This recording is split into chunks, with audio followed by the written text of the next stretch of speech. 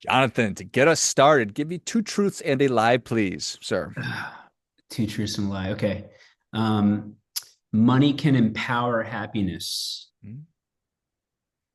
What's another one? The Colts are the best football team in the NFL. Hmm? And then another one would be people just want to be loved and appreciated. Hmm? Okay, these are excellent. People just want to be loved and appreciated. Money can empower you. And you're saying the Colts are the best team in the NFL. I think Yeah. that you're a prepared human being. So you're making the assumption that because I went to school in Indiana that I'm a Colts fan. It's So, true. well, and you know what, Jonathan, the Colts may be the best team in the NFL, but I don't believe that you believe that to be true. So I am saying that that's the lie. You are correct. Yes. Yes. And let me tell you who is the best team. Go Birds. Let's go. Yeah. All right, let's Wow. get that off. Yep. For those who are just listening, Jonathan just put on an eagle's helmet with an eagle flapping its wings with a red light flashing on it, indicating he believes the Eagles are the best team in the NFL. Is that fair to say? True. That is true. Okay. So money can empower happiness, and people just want to be what? Loved and appreciated. I think that those things are true. Yeah, and they are. I truly believe that. I like it. Well, we're off to a good start. You're obviously a thoughtful person. Jonathan, what Yeah. is top of mind for you right now? As the chief investment officer of my company, typically you'd think that I'm spending an extraordinary amount of time digging into the inner workings of the markets, but candidly, I spend more time trying to shield myself from the nuances and the daily movements in the markets. But I will tell you that where we are in the cycle right now is something that I'm paying close attention to. Why would you want to shield yourself? There's too much information, and I think as humans, we can really focus our time and energy on trying to make decisions based on that information. And with all of that information coming on a regular basis, being a human, I would probably want to make decisions based on that information. But at the end of the day, all these little tweaks that you could otherwise make in clients' portfolios and making investment decisions, oftentimes not doing something is the right decision as a result. I typically try to shield myself from all the noise and really focus on the bigger picture. I'm fond of saying that our most valuable resources are time, energy, attention, and money, and therefore we must be very, very good stewards of how we allocate those. Yes, And oftentimes saying no to things allows us to say yes to what really matters, absolutely. Yeah, you have a limited amount of resources in life and use them wisely. which is that been hard won knowledge? Say that again. Has that been hard won knowledge for you, or have you always sort of known that? Actually, the answer is no. I've learned a lot from my brother, actually, who is a very much a big picture person. I believe you had him on the podcast before. And we're a great balance. We own the company together, One Wealth Advisors. And as CEO, his responsibility is to focus on the bigger picture.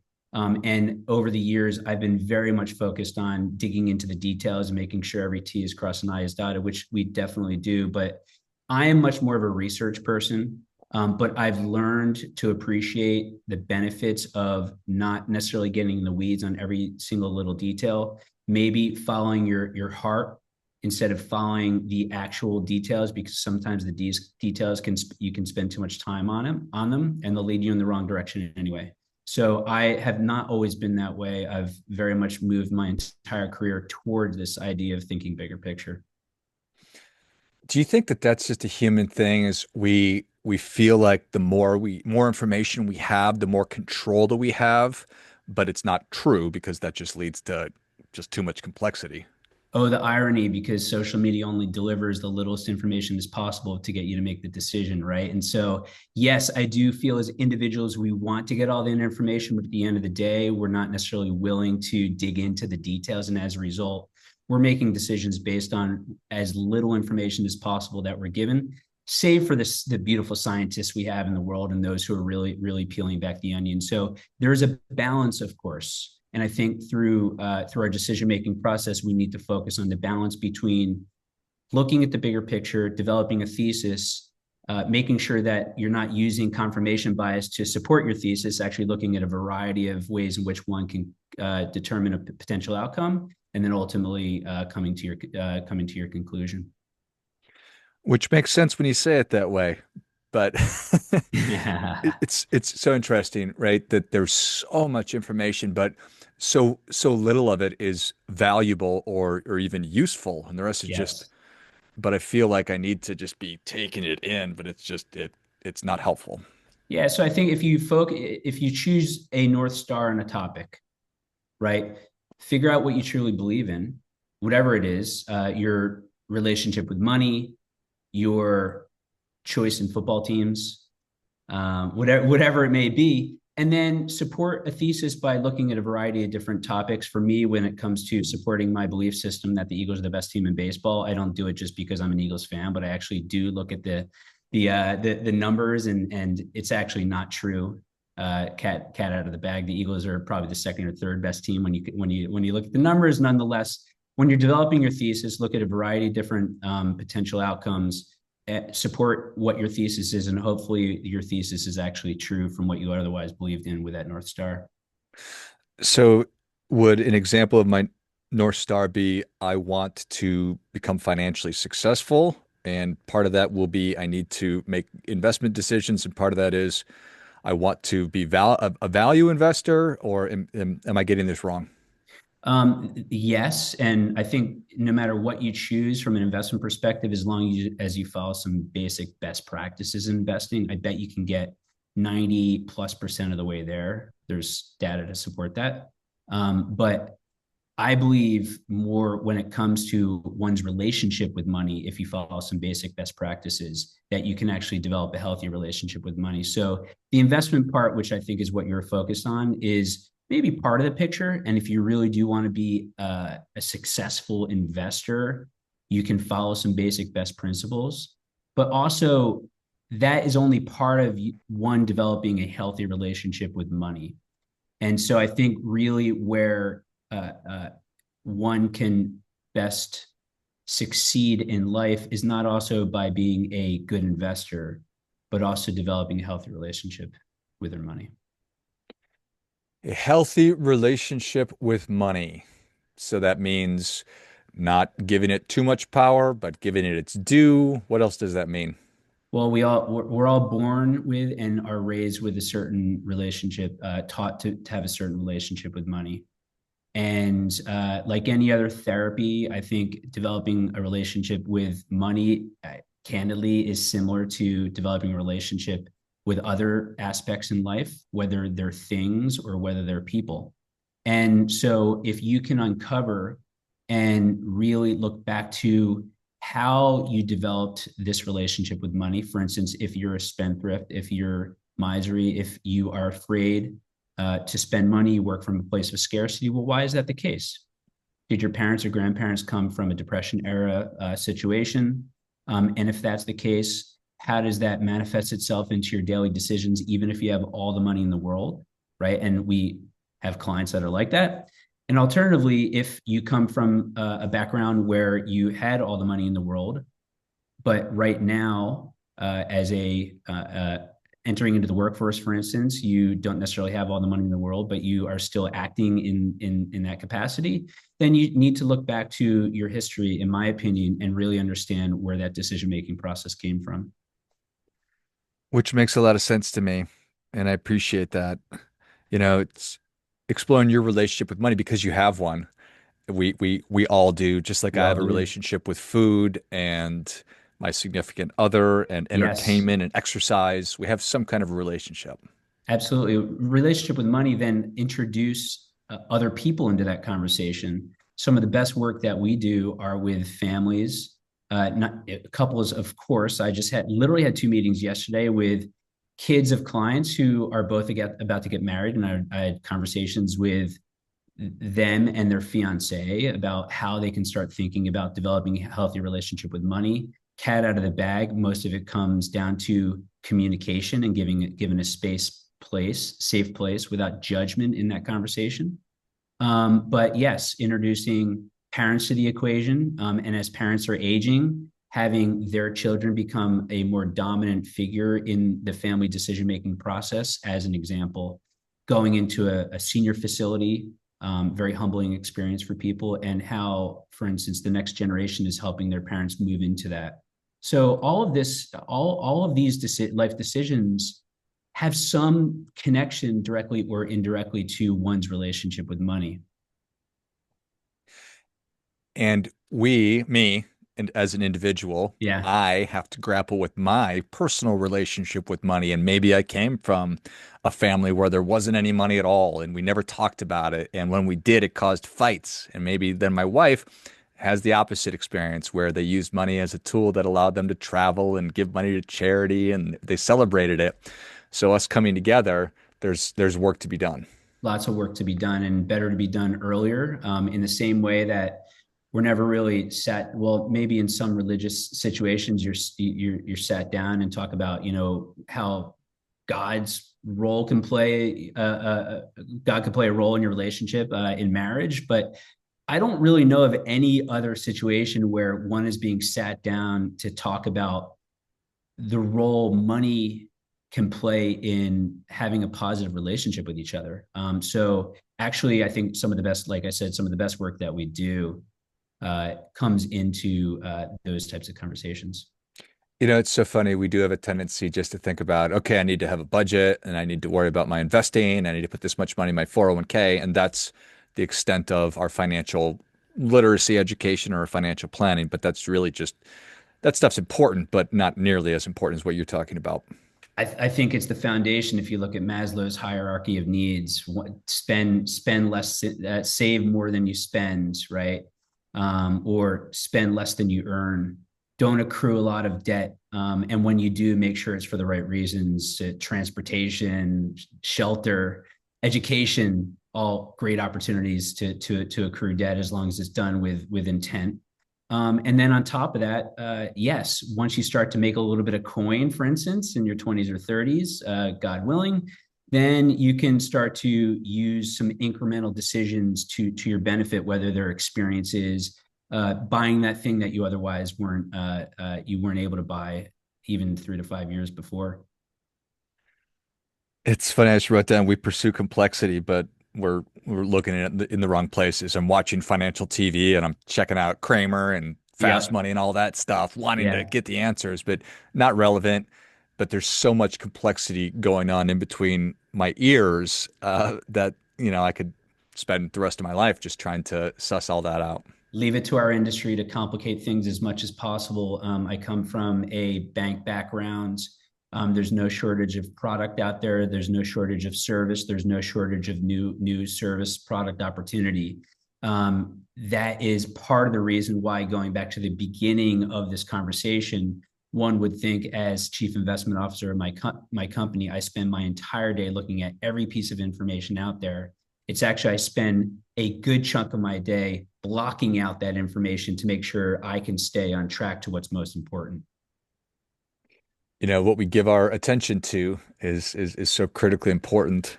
Yeah, it's so true. And a cycling reference, and I'm a big cyclist. I'll give you an example. When you're on your bike, where you look is where you will go. So if you look at a curb, you're going to run into that curb. The Hmm. whole idea is to keep your eyes just a little bit in front of you to gather enough information and not look at something that could otherwise bring you off course. I believe that to be for skiing or any other type of sport that you're engaged in. So what you look at is actually where you will go. I love everything about that. Well, I don't love the idea of me riding a bike and then slamming into the curb and No, having that's a not a good terrible idea. accident. No more than I like worrying about my money crashing and losing everything, and then me having my money crash and I lose everything. So, Yeah. Like I said, there are some basic best practices. Save a little bit, spend less than you make, put a little bit in cash, make sure you have some emergency money, start to invest in some basic things that have low fees. And you're literally most of the way. Follow a plan, and you're literally most of the way there. Don't make it any more complicated than that. Yeah. All right. So we've been talking about our relationship with money. So how do I start exploring that? Yeah, it's some basic concepts. Spend, save, and share. I think that's a really, I actually learned this from a client of mine. I don't think it's a new topic, but I asked them, well, how are you helping your 15-year-old develop a healthy relationship with money? And she didn't even hesitate and said, spend, save, and share. So I think if you consider those three items, no matter how much or little that you have, I feel like you're empowered by doing all three of those things. And if you consider doing all three of those things, no matter how much or little that or how much or little you have, that you'll really develop a healthy relationship with the investment decision making process. So the save is obviously the natural part. What do I do with the save part? 6 months worth of living expenses. These are basic best practices. 3 to 6 months worth of living expenses in cash. Very few people, I think, can do that. But if you can get to that point, that's great. Every little bit helps. For anything on top of that, consider putting money into a retirement account or a 401k. There are typically tax benefits in doing so. And it's oftentimes built into your paycheck if you have access to a 401k. So it's out of sight, out of mind, even if it's 1%. On top of that, start saving into a little checking or savings account, and then you can even open a brokerage account. And then when you're considering investing in stocks or bonds, there's 5 things you can invest in: stocks, bonds, real estate, cash, and commodities. Right? Choose one of those 5. Choose a combination of all of those. You can even do 20% in each, and then start with very low cost indexes or mutual funds that gain you access to those different vehicles. That's what I consider to be the simplest way to start. I think that makes a lot of sense. So I think that's a great framework, the spend, save, and share. And is it a value just to think on when I'm thinking about spending money, how do I feel about that? Yeah, the feeling is important. And a lot of people, I hear people say, don't spend money on things. I don't necessarily agree with that, because when one spends money on things, it does bring in a certain amount of joy.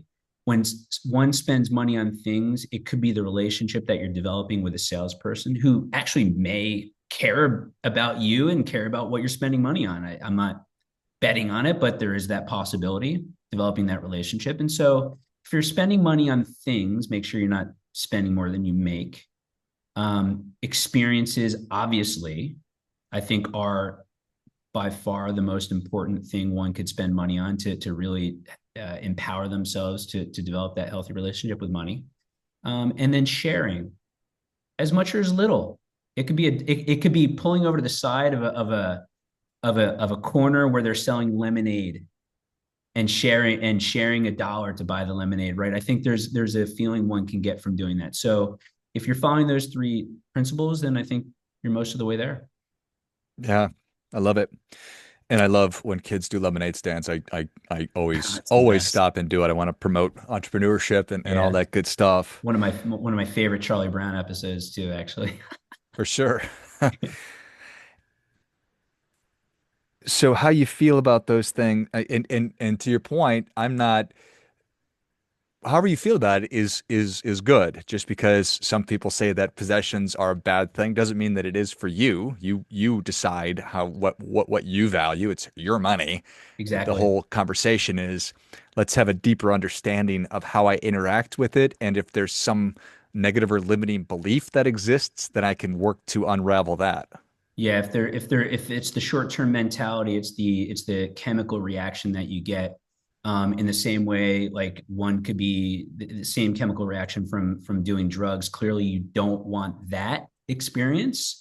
But if you move beyond that, and that experience or reaction brings you longer term positive feedback, then go for it. Just don't do it without outside the context of what you can afford. That is the critical part of this whole situation. Yeah. Got to stay within the barrier. Yep. And no matter how much or little that you have, I think you can really deploy this mindset. Yeah, I love it. Yeah.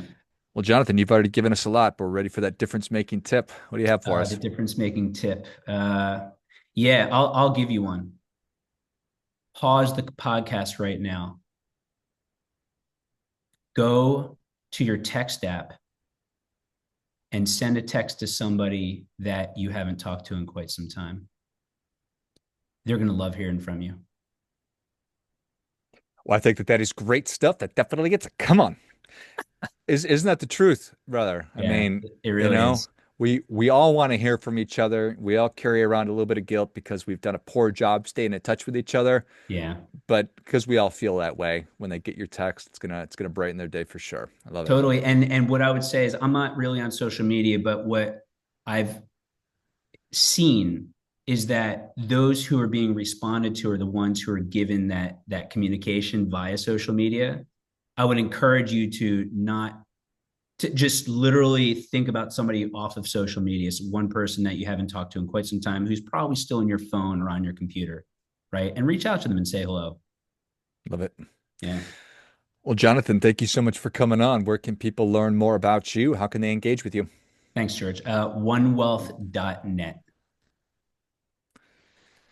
Excellent. Well, if you enjoyed this as much as I did, show Jonathan your appreciation. Share today's show with a friend who also appreciates good ideas. Go to onewealth.net and dig deeper into the world of Jonathan Steele and everything that they're working on. I imagine that there's a way to connect with you on there, and certainly encourage people to do that as well. Thanks again, Jonathan. Absolutely. Thank you. Thanks for your time. Finally, friendly reminder, there's never going to be anybody more interested in your financial success than you are, so act accordingly.